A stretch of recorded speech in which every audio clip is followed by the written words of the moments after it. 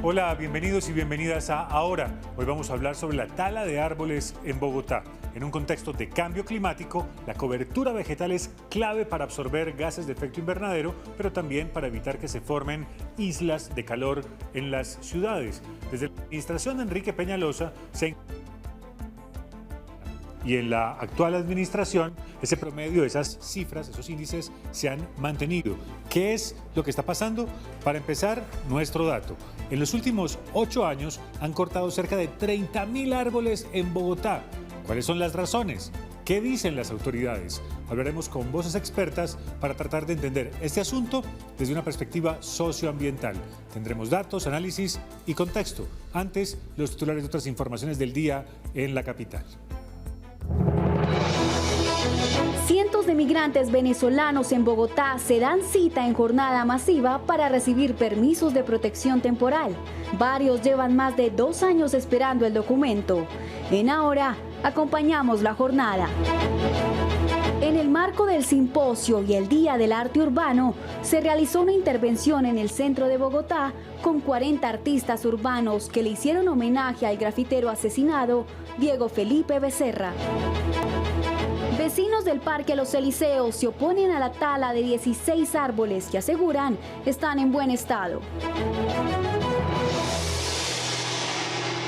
Gracias por aceptar de nuevo nuestra invitación al mediodía y en la noche. Con nosotros en la mesa Sandra Patricia Borges Piña, es consultora ambiental, es bióloga y tiene posgrados en políticas de suelo e ingeniería ambiental. Bienvenida, Sandra Patricia. Muchas gracias por esta invitación, maravilloso. A usted gracias por aceptarla.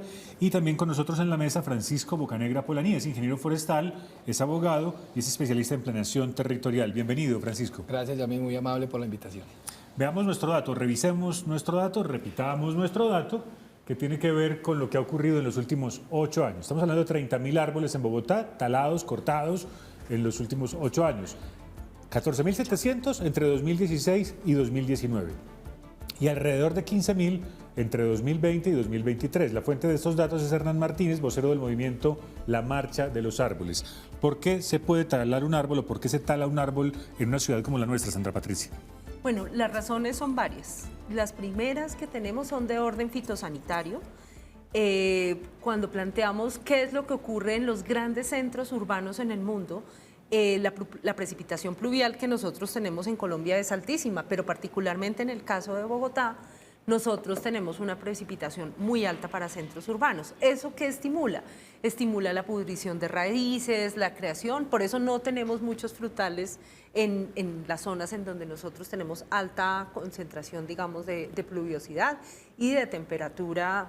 Nuestra temperatura es alta. Esas dos circunstancias hacen que especies como que son muy... Yo me acuerdo que cuando yo era niña, en los años 80, ya lo que estaba viendo a uno la que le daban la acacia, le daban las semillas y esas se sembraban.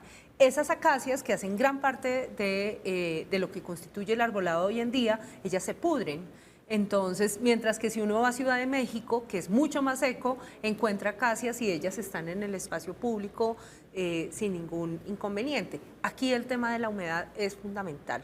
Entonces, el tema fitosanitario y lo que ocurre por las condiciones del entorno de Bogotá. Los árboles se enferman también. Claro, ese es el tema fitosanitario.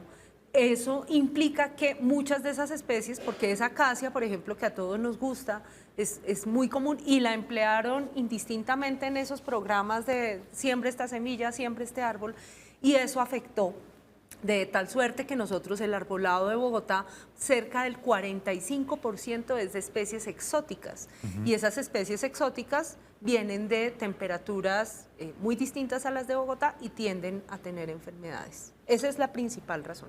Pero seguramente, Francisco, no será la única. También habrá tala por otras razones, Sí. Obras públicas o de infraestructura, por ejemplo. Sí, de pronto el contexto urbano en el que nosotros obviamente estamos involucrados hace que de una u otra manera tenga que jugar con los elementos que está comentando Sandra. Uno son el elemento de riesgo. Hay una gran condición de riesgo de volcamiento y otra, una situación de infraestructura.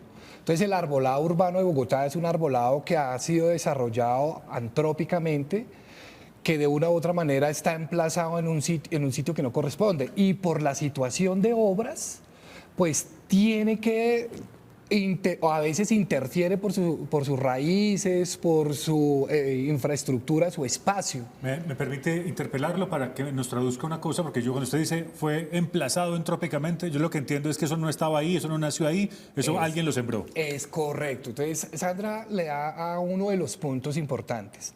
Los primeros, digamos, acciones de planeación de arbolado urbano las hace Karl Brunner, un arquitecto que llega aquí a Bogotá. Suizo, correcto. Y entonces él hace un trabajo muy hermoso en la Caracas y establece una proyección urbanística en función del arbolado urbano y de las zonas verdes. Que es el diseñador del Parkway y la expansión de Bogotá hacia Teusaquillo. Exactamente. Entonces él hace el Parkway, él hace Bosque Izquierdo, entonces con una condición del higienismo, porque el arbolado urbano y las zonas verdes en las ciudades, esas zonas tan amplias tienen esa condición. Pero ahí viene una situación. Cuando yo planifico la ciudad, Bogotá empieza a crecer de una manera desordenada, sin planificación. Si vemos lo de Karl Brunner, tenía planificación, tenía una orientación lógica de movilidad. Ahora ya no.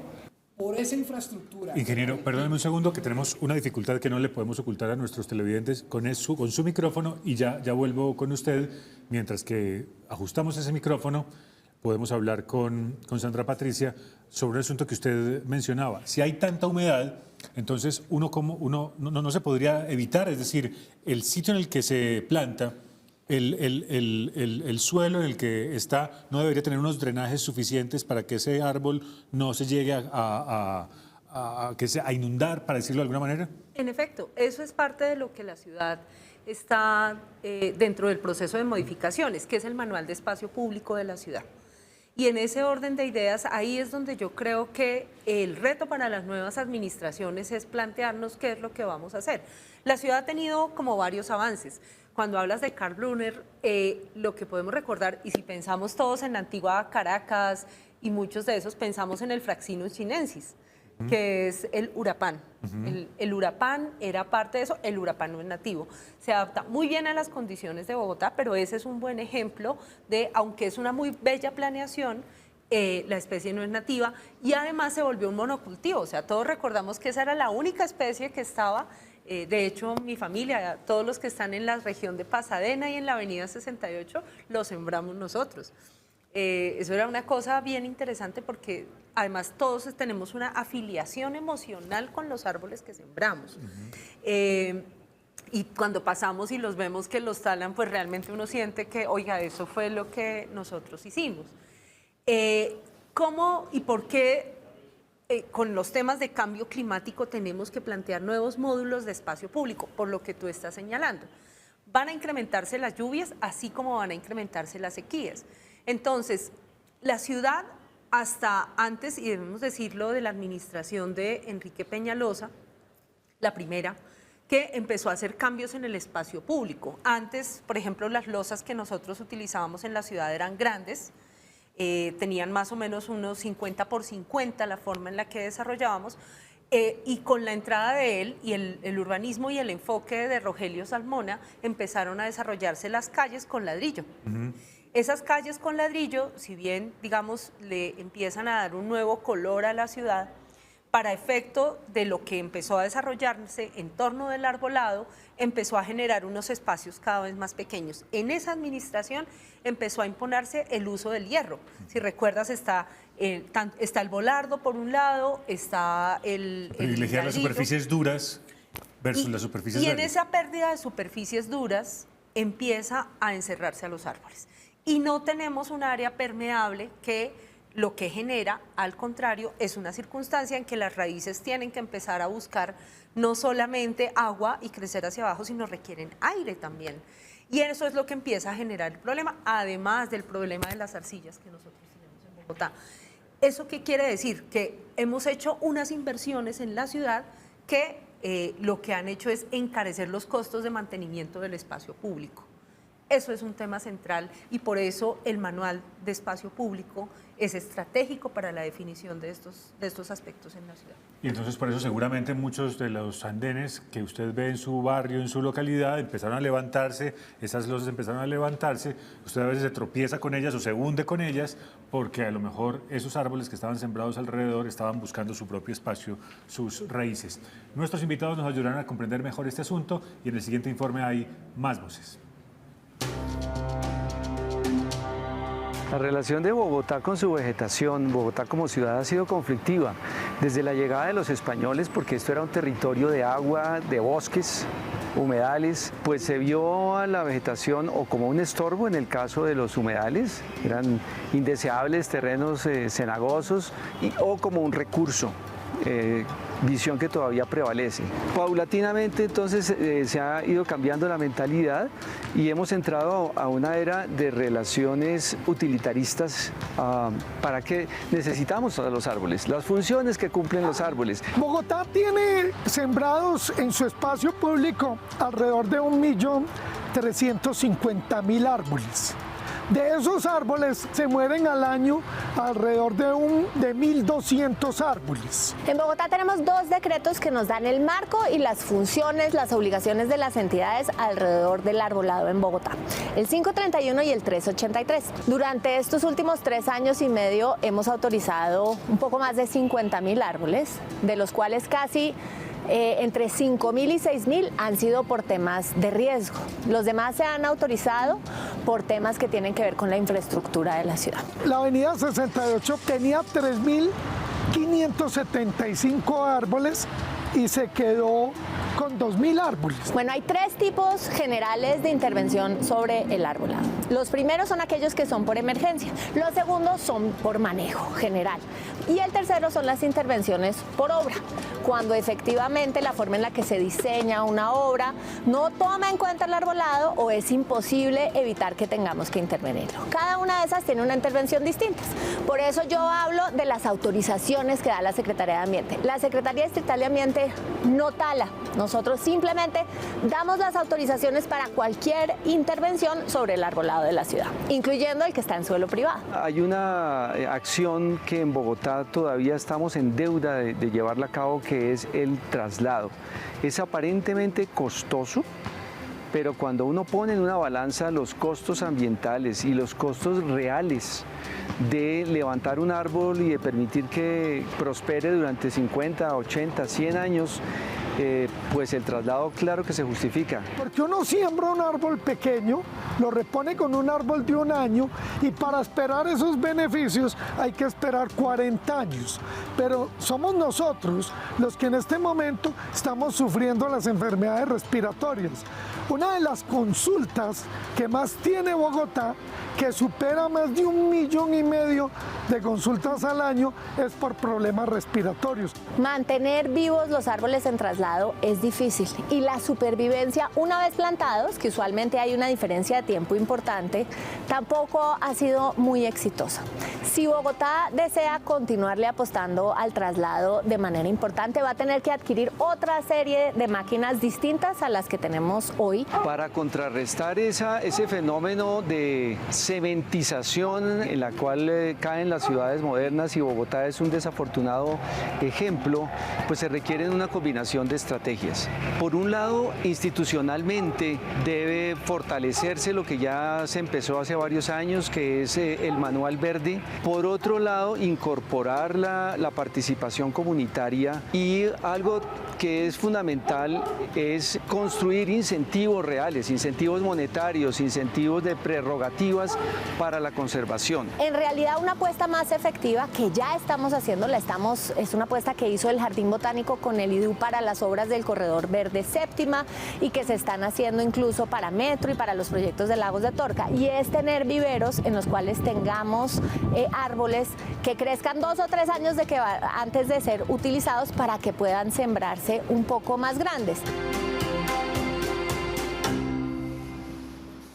Escuchemos ahora a nuestro ingeniero, que finalmente restablecimos su sonido para que nos cuente qué fue lo que pasó en Bogotá después de esa expansión, de esa primera expansión hacia el norte, que empezó a determinar de alguna manera la condición de cómo se iba a arborizar el resto de la ciudad. Exacto, entonces Yamit, el tema del crecimiento de la ciudad compite con los espacios verdes, compite con los mismos árboles nativos que existieron en la sabana, pero además se introducen una serie, digamos, de olas de plantación de especies introducidas, especies que nosotros realmente se adaptaron a unas condiciones de la sabana muy bien, como son los eucaliptos, las acacias que comentaba Sandra, también tenemos el urapán y otra serie de especies introducidas que se adaptan, pero que además impactan y desplazan las especies nativas.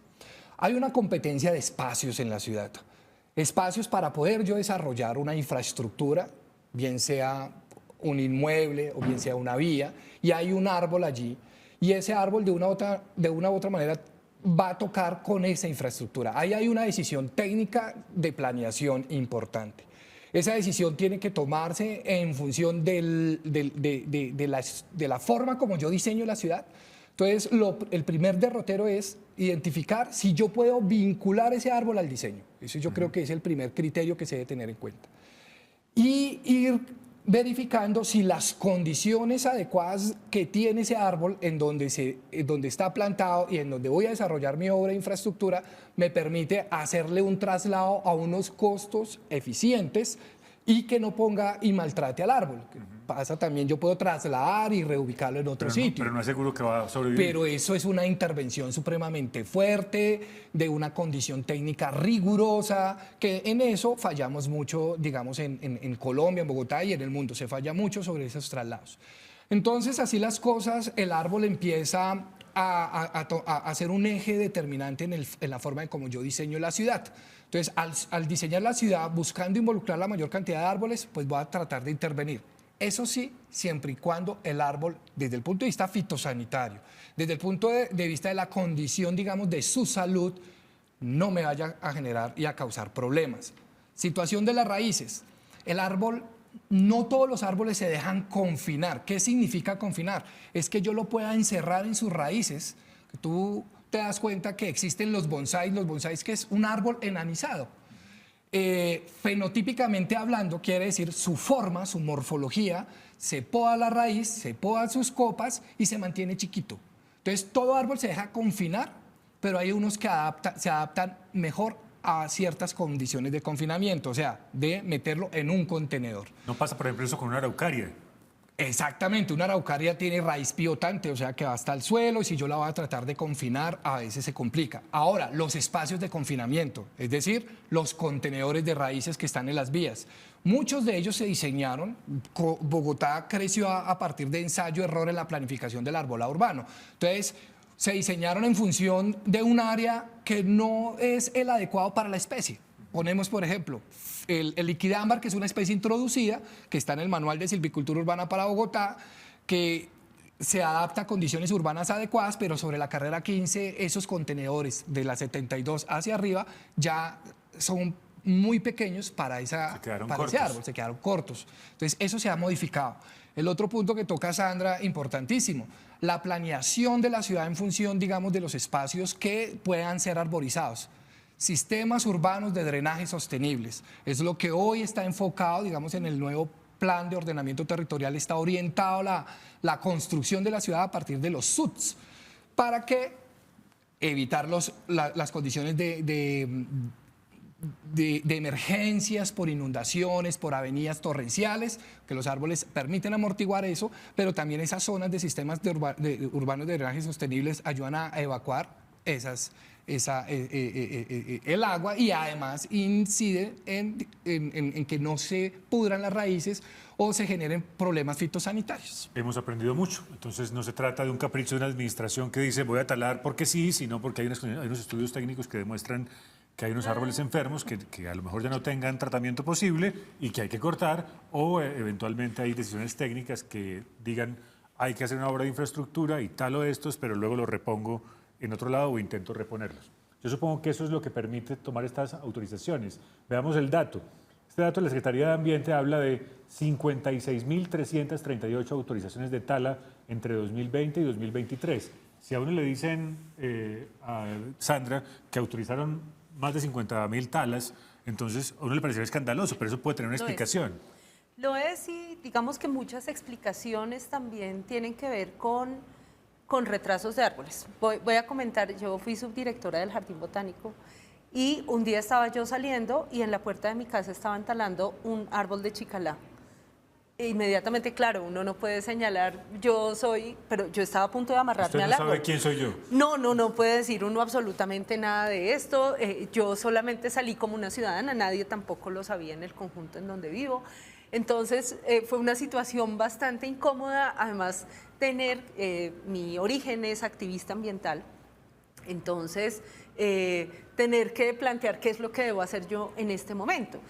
Y resulta que un vecino de nuestro conjunto había solicitado que este árbol se evaluara por riesgo. Realmente el árbol no estaba en riesgo, o sea, ya, técnicamente, por eso también te puedo decir, muchas de esas solicitudes que llegan no son concertadas con los conjuntos. Entonces, habían 2 talas programadas para ese día y lo que pudimos hacer es, como ciudadana, porque esto lo puede hacer cualquier persona, puede llamar y pedirle en ese momento, que es lo que yo pude hacer en ese momento, obviamente sin decir cuál era mi vinculación institucional, sino como ciudadana.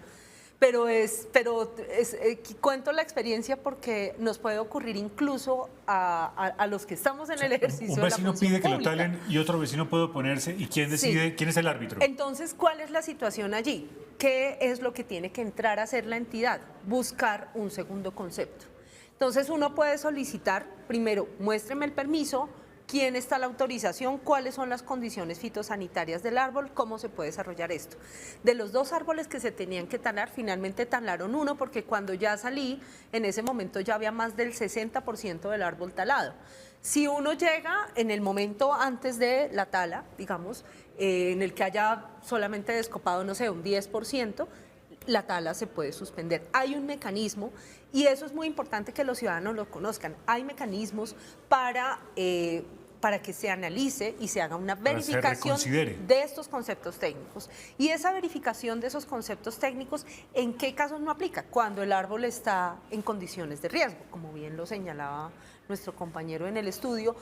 El árbol cuando está en riesgo, y voy a poner el caso de lo que nos pasó en La Calera el año anterior. En La Calera se cayó un árbol, tuvimos la vía cerrada, ¿y qué tocó hacer? Pues tocaba limpiar una franja, porque se cayeron más o menos unos 10, 12 árboles en ese sector, en esa franja, pero ya estaban en riesgo de volcamiento otros 10. Lo que esto impone en condiciones de seguridad para la vida, pues es una cosa en la que tú tienes que actuar y tienes que hacer una franja en la que no haya ninguna interrupción a la movilidad. Claro. Pero cualquier ciudadano sí puede hacerlo. Y ahí ya hay unas condiciones básicas en las que tienen que presentarle el concepto técnico y el concepto social para que esto se pueda aplicar. Muy bien, veamos otro dato, otro gráfico que tiene que ver con el total de árboles en Bogotá. ¿Cuántos hay? Hay casi 1.400.000 árboles censados en el espacio público. Sí, se hace un censo de árboles. Y como ven ustedes, hay una tasa que muestra cuántos árboles hay por cada 100.000 habitantes. Y ha venido subiendo tímidamente, pero ha venido subiendo entre el 2020 y el 2022, lo dice el Observatorio Ambiental de Bogotá y el Jardín Botánico de Bogotá. ¿Esa tasa es alta o es bajita, ingeniero Francisco? Esta es una pregunta muy interesante porque, digamos, en la discusión de arbolado urbano a nivel internacional, con los pares con los que nosotros hemos tenido la oportunidad de discutir, siempre se habla de cuánto es lo necesario para una ciudad. No existe un consenso, no existe inclusive un indicador que diga que esta es la cantidad de árboles. Alguna vez en un medio de comunicación hace muchos años salió acá que eran 3 árboles por cada habitante y eso no tiene ningún sustento. Bueno, la Organización Mundial de la Salud desmintió, digamos, que hayan dicho eso, que ese no es el derrotero. Lo que yo siempre he dicho es, entre más es mejor, siempre y cuando yo los mantenga bien. Debo entender que el árbol es un ser vivo, es un ser dinámico, que nace, crece, se reproduce y muere. Una de las condiciones propias que los árboles tienen es que deben caerse. En los ecosistemas ambientales, rurales, en los bosques naturales, ellos generan un claro, ellos se tienden a volcar, generan un claro y en ese claro genera una dinámica de crecimiento nuevo del bosque. En los estudios que nosotros hemos hecho, digamos, en el Amazonas, en algunas zonas boscosas, encontramos sendos claros que permiten identificar cómo es que la biodiversidad empieza a dinamizar el bosque y es interesante, digamos, esos indicadores. Pero en la ciudad yo no puedo permitir que el árbol se caiga. Hay un momento en que el árbol ya definitivamente no puede sostenerse. Sandra tiene razón en un punto. Se han cometido fallas en la conceptualización de la intervención de los árboles. Hay muchos árboles que se pueden salvar y hay alternativas, pero hay que evaluarlas, hay que valorarlas y hay que verlas posibles. No puede ser un tema romántico. El romanticismo es bonito, pero tiene que ser uno muy coherente, acertado, digamos, para poder enrutar a la gente en función de lo que necesita el árbol. Ahora, respecto al indicador, importantísimo tener en cuenta varias cosas. Este indicador que nos muestra el Jardín Botánico en el Sistema de Gestión del Arbolado Urbano, el SIGAU, que nos muestra la Secretaría de Ambiente, el Observatorio Ambiental, ese indicador toma de referencia los árboles en espacio público de uso público, pero ya no tenemos la referencia, no tenemos un inventario de los árboles que están en espacio privado, pero además tampoco involucra los árboles que están en los cerros, sean acacias, eucaliptos, ciprés, etcétera, etcétera. Sembrados o que nacieron de manera silvestre. Claro, como sea. Si yo los tomara todos, seguramente el indicador va a variar. Ahora, lo importante es que yo tenga que equilibrar la cantidad de árboles que hay con los espacios con el espacio público. Claro. Y eso me permite a mí gestionar el arbolado desde el punto de vista responsable. Sandra tocó un tema, hubo un boom. Acá se presentaron varios programas, por ejemplo, de adopción de árboles. Entonces yo voy a adoptar un árbol y adoptar un árbol era el tema de la semilla que le regalaban, hacían campañas políticas con semillas. Entonces, de una manera realmente por el desconocimiento, pero era un tema irresponsable. Las acacias tienen rápido crecimiento y volcamiento altísimo. Los eucaliptos tienen poda natural. Quiere decir que una rama, la densidad del eucalipto es de 1.2 metros cúbicos por tonelada. Quiere decir un impacto muy fuerte en el suelo también. Claro, entonces un trozo de eucalipto de 1 metro cúbico aproximadamente puede estar pesando 2 toneladas, 1,5 toneladas, cayendo de una altura de 15, de 12 metros por su poda natural. Una acacia no tiene, por su propia característica, son especies que fijan el nitrógeno para recuperar suelos, pero en las ciudades no se anclan bien, ni siquiera en las zonas rurales, y tienden a volcarse. Entonces, esas campañas lo que incidieron fue que se plantaron especies de manera inadecuada y que hoy tiene que resolverlo el distrito para disminuir el riesgo. Ahora, en los espacios privados también hay árboles que de una u otra manera fueron mal emplazados, mal plantados. A la señora se le creció el árbol en el jardín, la araucaria, es muy común verla, que se le creció y se me creció la araucaria que me regalaron y entonces yo la pongo al frente del espacio público sin ningún lineamiento técnico. Claro. Entonces la ciudad ha crecido así desordenadamente, decía nuestro ingeniero Francisco, no solamente en el espacio público, sino también a veces con buenas intenciones a lo mejor, pero sin tanto conocimiento o sin tanto criterio en los espacios privados. Seguiremos hablando con ellos, sobre todo para saber si ese promedio que vimos de Bogotá es más alto o más bajo que otras ciudades del país u otras ciudades de América Latina. Pero les prometimos noticias al principio de esta emisión, vamos con ellas. A esta hora avanza la entrega de permisos de protección temporal a migrantes venezolanos en Bogotá que lo solicitaron desde 2021. Esteban Bejarano, ¿dónde está usted?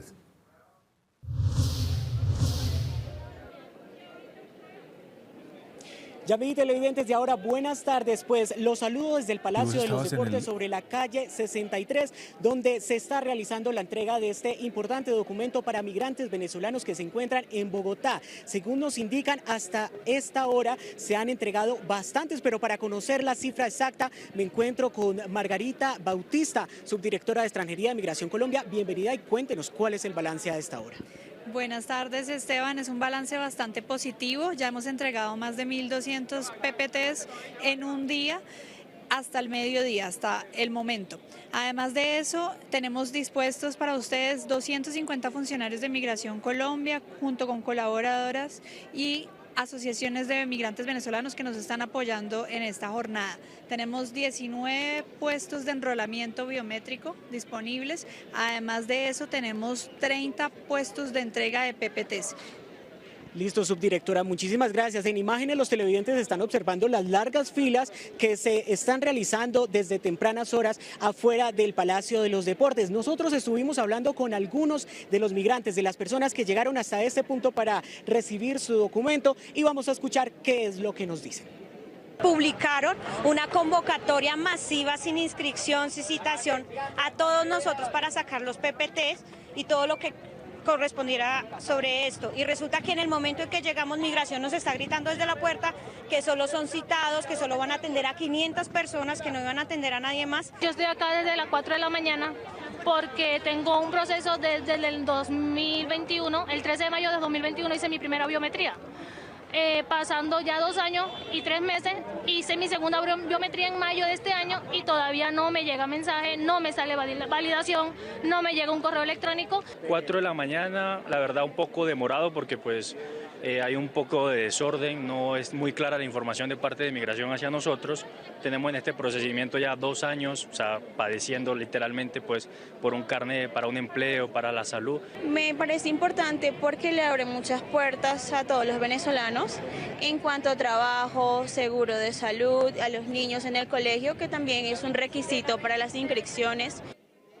Subdirectora, entonces muy importante, ¿qué responderle a estas personas que se encuentran allí afuera con esta espera?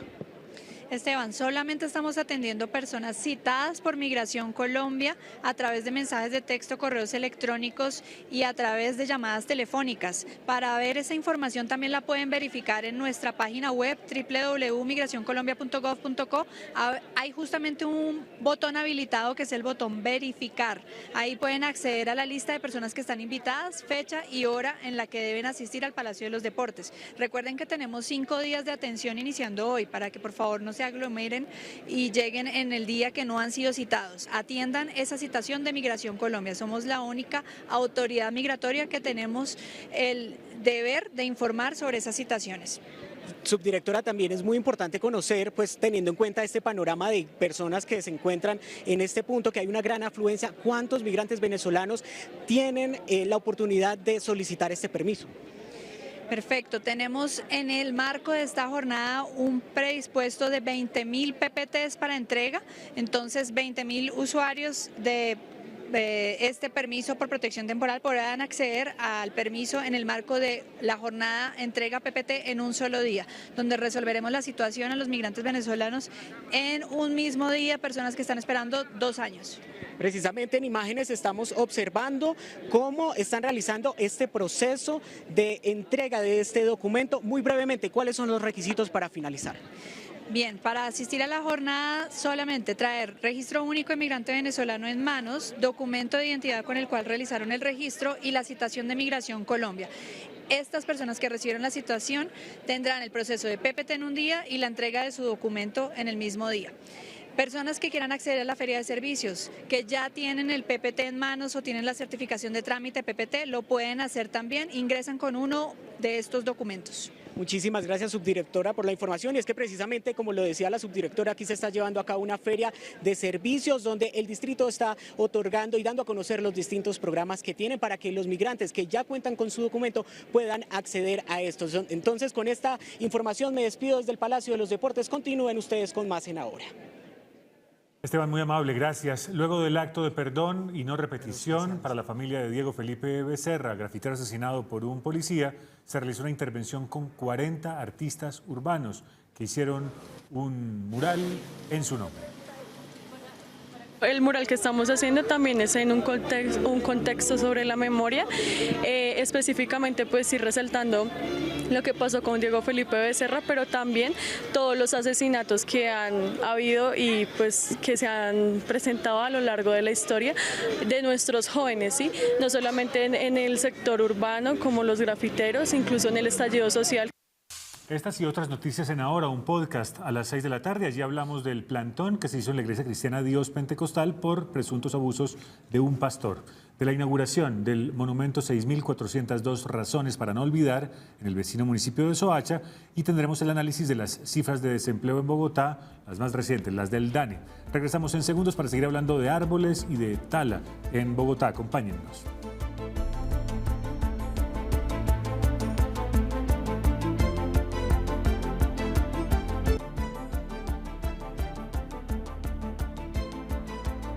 Seguimos hablando de tala de árboles en Bogotá. Vamos con nuestro siguiente gráfico que nos muestra la distribución de los árboles por localidad de acuerdo con el censo que nos hablaba Francisco, que además es un censo pues que es incompleto porque solo tiene los árboles que están en el espacio público. En eso quedamos, ¿no? Sí, pues realmente el censo se realizó hace mucho tiempo y lo que se hace en el SIGAU es la actualización del censo.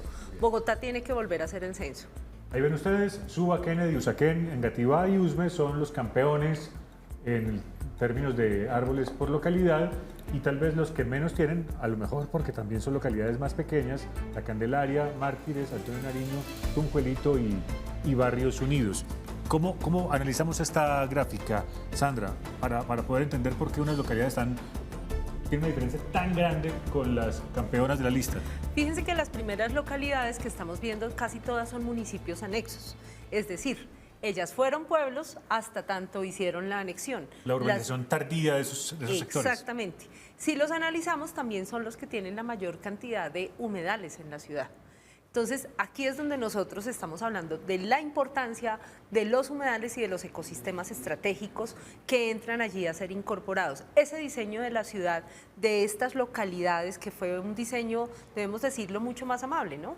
En términos de poder ser más generosa en el tema de los espacios verdes y la existencia de esos espacios verdes que entre los años 80 y 90, que es donde se consolida el desarrollo urbanístico de estas localidades, es muy distinto a lo que ocurre con la historia de Santa Fe o Candelaria, cuando la maximización del espacio y un tema que además fue muy recurrente en el centro de la ciudad y era quitemos árboles porque son inseguros. Eso dominó el pensamiento y hoy en día ¿inseguros porque se escondían los ladrones o por qué? Básicamente cuando uno va a Bosa, y eso es sorprendente porque encontrar un árbol en Bosa es súper difícil, lo intentamos proteger en Bosa o en Ciudad Bolívar y las personas asocian el árbol a inseguridad, aunque no ocurra y aunque se intenta hacer todo un desarrollo para verlo de otra forma, en ciertas localidades es complejo y son los vecinos los que solicitan esas talas. Aunque la ciudad no quiere talarlo, hay muchos vecinos que solicitan porque ese árbol me causa inseguridad. No es que el árbol cause inseguridad, hay condiciones de inseguridad, porque si miramos Usaquén, Kennedy, Engativá tiene zonas muy arboladas, no hay inseguras, pero hay otras relaciones de seguridad en el sitio. Sin duda, veamos la cobertura de árboles por hectáreas en diferentes lugares de la ciudad de Bogotá. Estamos hablando de unas coberturas que en algún momento disminuyeron y que ahora progresivamente han ido subiendo. Estamos hablando de miles de hectáreas, así lo medimos. Observatorio Ambiental de Bogotá. Otra vez, Francisco, ingeniero, ayúdeme por favor. ¿Esto es mucho o es poquito? Volvemos al tema. Siempre, si yo puedo tener una mejor cobertura arbórea en una ciudad, digamos, tan densificada como Bogotá, es el mejor de los caminos para tener una condición de calidad ambiental, una calidad urbana ambiental adecuada. Yo creo que todavía nos falta mucha tarea que hacer respecto a mejorar las coberturas como tal. Los cambios, como bien se verifican, obedecen a que como el árbol va creciendo, el árbol como no se queda quieto, pequeño, sino va creciendo de una manera importante, va generando un espacio, va ganando un espacio en su copa y va permitiendo de pronto ampliar esa cobertura. Cuando hacen, digamos, esta proyección desde la Oficina de Arborización Urbana en Jardín Botánico, la Secretaría Distrital de Ambiente, entonces lo que hacen es una proyección de las especies con su proyección de copa y le permite, digamos, ampliar un poco más el tema de la cobertura arbórea. Pero además es importante identificar que se han plantado especies arbóreas de bajo porte, que significan arbustos que le permiten de pronto mejorar una condición de densidad para disminuir los focos de inseguridad que comenta Sandra respecto a algunas zonas. Claro. Entonces tiene un efecto paisajístico, pero no necesariamente va a crecer mucho en los siguientes años. Mencionaban nuestros invitados hace un ratito especies nativas o especies extrañas. Veamos cuáles hay en Bogotá o cuál es el porcentaje. Especies de árboles en Bogotá, 447, pero de cada 10 especies que pudiéramos contar, 6 son nativas y 4 foráneas. Sandra, ¿y esas foráneas en realidad se adaptan bien o hacen más daño que el beneficio que prestan? Depende. En lo biológico siempre utilizamos depende para hablar acerca de lo que ocurre. Hay muchas especies que tienen una muy buena adaptación, por ejemplo el Fraxinus, y esta adaptación tiene que ver con la llegada de especies y cómo estas con la fauna además interactúan. Ahora, por ejemplo, hemos visto muchas mirlas patiamarillas y pocos copetones. No sé si ustedes lo han notado, pero en la ciudad... Pájaros típicos de Bogotá. Y los copetones se han ido reduciendo sustancialmente. Y algo que ha tenido que ver es la aparición de las eugenias, que son unas que traen unos fruticos morados. Esas eugenias las están poniendo ahora en todo lado. Y esas eugenias, es más, si tú no las siembras, aparecen. Como crecen tan rápidamente, para los diferentes contratos paisajísticos que hacen, las incorporan. Y ella tiende a ser una especie invasora. Esa misma historia es la de la acacia, es la del eucalipto, es la de los pinos. ¿Y qué efecto causa sobre esos pájaros? El efecto es que les brinda alimentación y por la estructura de los árboles no les permite, como son tan abiertos, solamente a especies de gran porte les permite hacer su nido. Los copetones, en cambio, necesitan especies muy arrocetadas, como ciertos cipreses, que por ejemplo los cipreses también se adaptan muy bien en Bogotá y han servido para el refugio de muchas aves. Ese tema de la adaptación de fauna y flora y cómo eso funciona además en el contexto de paisaje en la ciudad son dos elementos centrales para plantear. Por eso el manual de coberturas que se ha venido desarrollando en esta administración con una participación ciudadana, busca incrementar la participación de especies nativas. Las especies nativas, ¿por qué? Porque si tenemos más especies nativas, tenemos una mejor conservación. Y ante escenarios de adaptación ante el cambio climático, ¿qué es lo que necesitan las aves cuando vienen las aves migratorias? Encontrar oferta de refugio, de nidación y de comida. No monocultivos de un solo... Exacto. De una sola especie. Entonces, el daño que nos ocurrió a nosotros en cierta administración con cierto alcalde que sembró únicamente liquidámbar, ustedes miran el liquidámbar y es una especie estéril. Entonces, tenemos toda la avenida Ciudad de Cali, todas las obras que se hicieron en esa época. Ustedes dicen, y lo han repetido en varias ocasiones, en diferentes ocasiones, es que en tal administración, en esta o en la otra, sembraron esto, y entonces le preguntas, ¿y quién asesoraba a Francisco de la administración? O sea, ¿no se supone que hay criterios científicos que los mismos ingenieros forestales, los biólogos, deberían tener un solo criterio sobre qué es lo que conviene sembrar y qué no? ¿Quién les aconsejó? Yamit, ese es un debate que nosotros hemos venido adelantando desde que nace la arborización urbana. La arborización urbana nace, como lo comentamos, con Carl Brunner. Pero Cámara de Comercio, la CAEM, la Corporación Ambiental y Empresarial de la Cámara de Comercio, con su programa Hojas Verdes, desarrolló los primeros también ordenamientos de arbolado urbano en la ciudad. No hay una facultad, digamos, que ofrezca desde el punto de vista especializado. Hay diplomados, hay cursos, hay una serie de situaciones, digamos, de formación profesional para poder, digamos, entender qué árbol es el adecuado y cuál no. Entonces, al principio yo hablaba de que esto ha sido un ejercicio de ensayo-error. Pura intuición. Se parte, como el tema científico, nace de una forma de experimentar. Entonces, los que hemos podido participar en esas situaciones hemos cometido algunos errores, pero se han enrutado. Ahora, el arbolado urbano de Bogotá, el nuevo, el que se empezó a plantar de una u otra manera, con algunas falencias, con algunas fallas. Acá, por ejemplo, no se ha tocado el tema de la fertilización. Acá se cometieron errores de fertilizar especies. No es solamente un tema de una especie como el liquidámbar, es que también hay especies como el caucho sabanero que fueron plantados, es una especie nativa, pero que por el boom de la arborización urbana fueron producidos en vivero a partir de mucho nitrógeno y eso hace que crezcan rápido o a partir de esquejes. Y vemos que el árbol perdió su estructura, entonces el árbol empieza a desarrollarse en la ciudad de una manera con unas deficiencias grandísimas, lo vemos en Ciudad Salitre, etcétera, etcétera. Entonces, esto no es un tema de blanco y negro. hay fallas que se han cometido, pero también se viene madurando. Yo creo que Bogotá ha dado la mayor batalla respecto al crecimiento y el conocimiento del manejo del arbolado urbano. Y aún, a pesar con los documentos que están por salir de la Secretaría de Ambiente y Jardín Botánico, todavía estamos inmaduros. Pero no solamente en Bogotá. Es que la discusión está en el mundo. En España se han cometido errores también con plantaciones de árboles en zonas urbanas que no corresponden. En California también se han cometido errores. Entonces no es un tema exclusivo solamente que Bogotá lo ha orientado de esa manera. Bueno, pero es sintomático y yo quisiera subrayarlo además porque es difícil que alguien que ha sido servidor público reconozca hemos cometido errores. O sea, suele suceder que casi todo el que toma decisiones sobre esto que se cree perfecto. Señora. Ese, sin embargo, que iba a señalar, y es el tema de cuando le dejamos las fuerzas del mercado ciertas decisiones, que es donde quiero poner el énfasis. Hay algo, y por eso hay un proyecto de ley en este momento pensándose ese, porque el problema es de muchas ciudades, pero no solo del mundo, sino de concretamente en Colombia.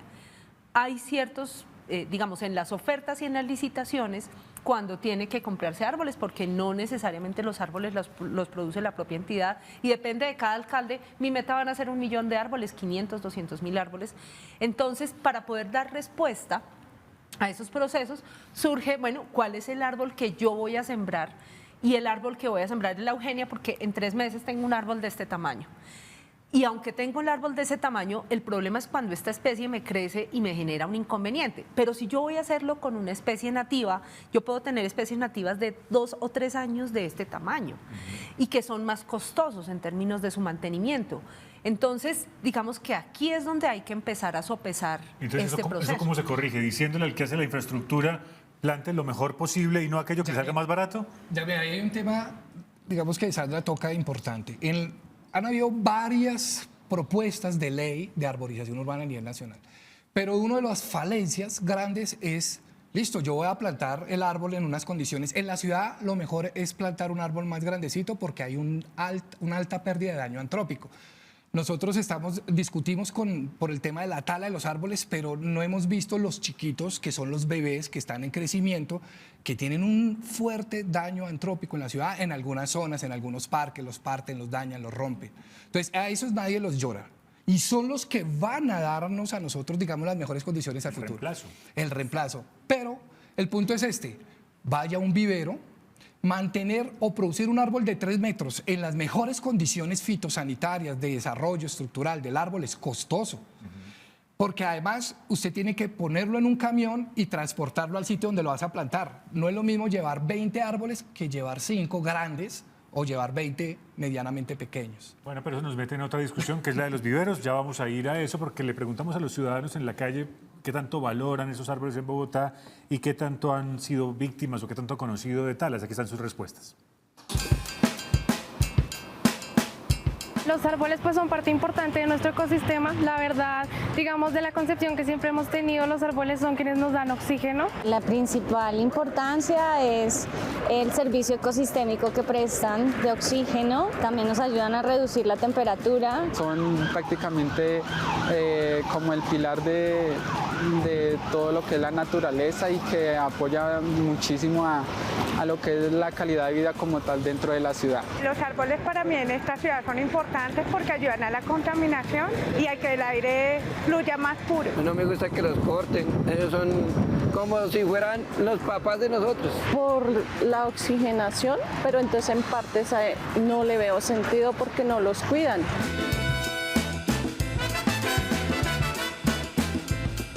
En los últimos años sí se ha notado que ha incrementado la tala de árboles, pues ya sea, no sé, con construcciones de edificios, centros comerciales, de pronto las autopistas, tienen que talar muchos árboles o pues cualquier tipo de vegetación que se encuentre ahí en el lugar. Tengo conocimiento que en algunas zonas de la ciudad, por temas de adecuación de la malla vial, sí han tenido que talar árboles. Nada más ahí por la autopista y casi no hay árboles. Yo he visto que los cortan. La tala de árboles más que todo en las humedales y quieren achicar el humedal para poder adueñarse de de los terrenos. Pues la verdad ha sido algo como muy dinámico, porque así como se han reducido en algunos espacios que con talas, también se ha visto un repoblamiento de especies en otros lugares de la ciudad. Y entonces, ¿cuál es la solución? ¿Qué es lo que hay que hacer con los viveros? ¿Cómo se hace una buena regulación? Muy rápidamente, Sandra. Básicamente lo que estamos planteando en este proyecto de ley es que gestionemos las coberturas vegetales. Las coberturas vegetales y el suelo es donde tenemos a los polinizadores, a las larvas, a todos los insectos viviendo.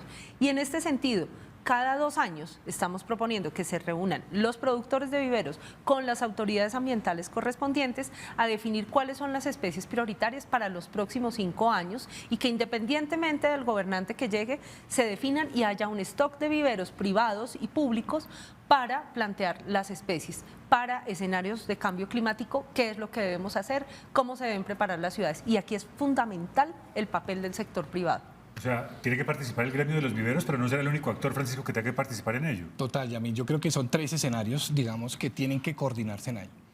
3 dimensiones. La dimensión técnica, que tiene que fortalecerse, los profesionales, los técnicos, los operarios. La dimensión política, que es la estructura, digamos, de la norma, el marco normativo que me permite actuar. Y la dimensión administrativa, que es la capacidad de respuesta del Estado respecto a esa necesidad. Bueno, ahora veamos otra historia que tiene que ver justamente con esto y cómo se materializa esta preocupación por los árboles en una comunidad. Vecinos del Parque de los Elíseos en Masuren se oponen a la tala de unos árboles del parque. Aseguran que están en buen estado. Carol Velázquez con uno de sus líderes. Yamit, televidentes, muy buenas tardes. Yo me encuentro en Masuren, más específicamente en el Parque Los Elíseos, en donde los vecinos se están oponiendo a una tala de árboles en esta zona. Por eso me encuentro junto a Eduardo Ramírez. Él nos va a comentar cuáles son las razones de su oposición. Eduardo, bienvenido ahora y bueno, cuéntanos cuál es la situación que ustedes están viviendo con el arbolado aquí en este parque. Muchas gracias. La situación es la siguiente. A finales del mes de junio de este año vinieron del Jardín Botánico de Bogotá y talaron el árbol que tengo a mi espalda. La comunidad no pudo hacer absolutamente nada, nosotros no nos dimos cuenta, cuando reaccionamos ya era muy tarde y ya habían tumbado el árbol. A la semana siguiente vinieron a tumbar el árbol que tenemos aquí a la espalda y pues nos opusimos, empezamos a discutir qué pasa, por qué razón nos quieren tumbar los árboles, qué es lo que está sucediendo. No teníamos ni idea qué era lo que estaba pasando y pues nos hicieron llegar una comunicación en la cual mostraban que los árboles habían sido ordenados talarlos por emergencia.